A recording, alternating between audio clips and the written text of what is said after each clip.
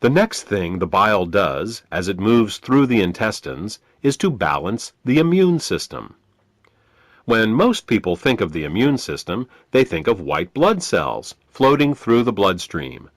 But over 1/2 of the immune system is actually located in the intestines. The job of the immune system in the intestines is much more difficult than that in the bloodstream. Infections only rarely make it into the blood, but every day our intestines are exposed to millions of parasites, bacteria, and fungi. Because the intestinal immune system is continually at war with these microbes, it is much easier for it to become overly aggressive and start to attack our own tissue. What bile does is to regulate the intestinal immune system, helping to prevent it from becoming overly aggressive and causing autoimmune disorders.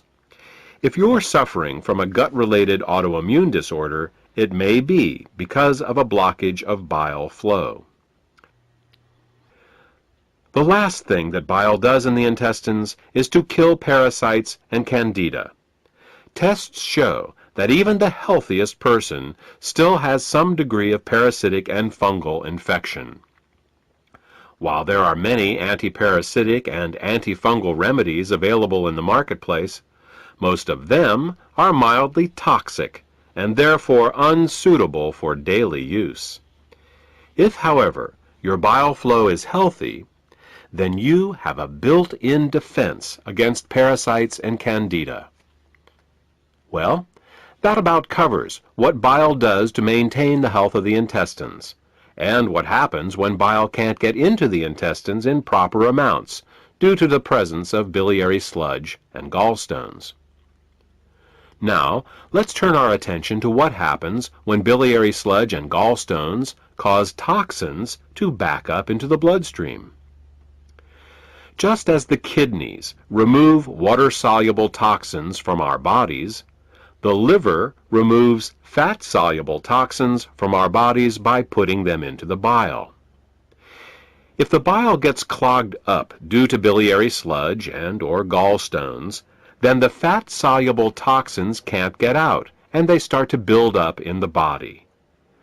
One of the first signs that bile is backing up is an increase in cholesterol.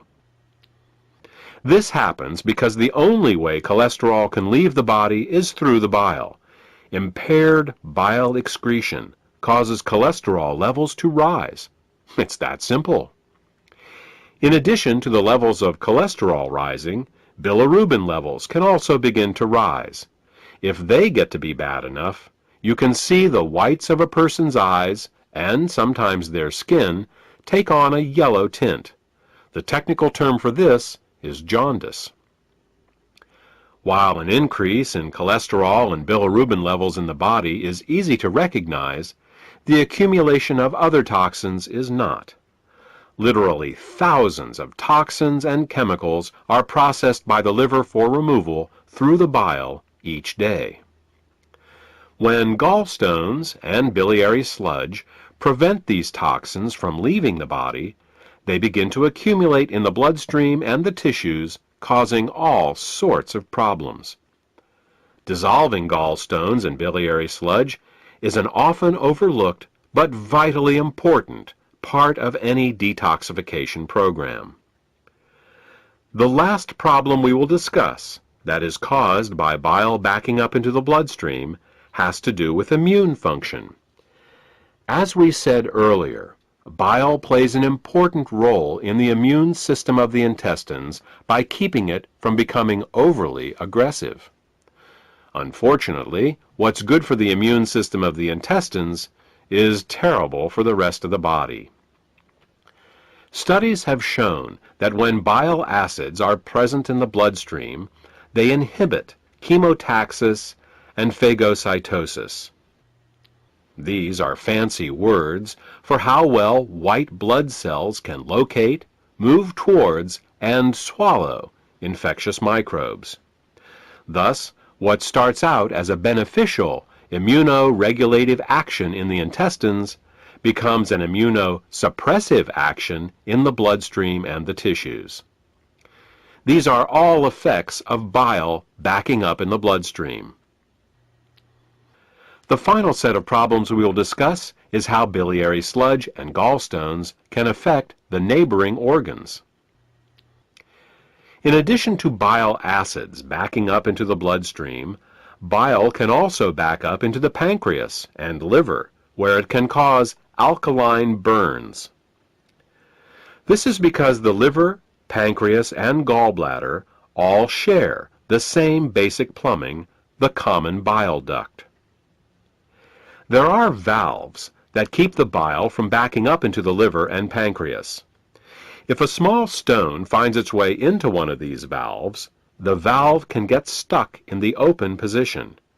If this happens, then every time the gallbladder contracts to squeeze the bile into the small intestines, it can also squeeze the bile into the pancreas and the liver, causing caustic alkali burns and irritation. You see, very alkaline substances can burn us just as easily as very acidic ones. And with a pH of 9.5, bile is very alkaline. Mild alkali burns for a short time in these organs may only result in local irritation, but over a long period of time, these alkali burns can cause diabetes, hepatitis, and cancer.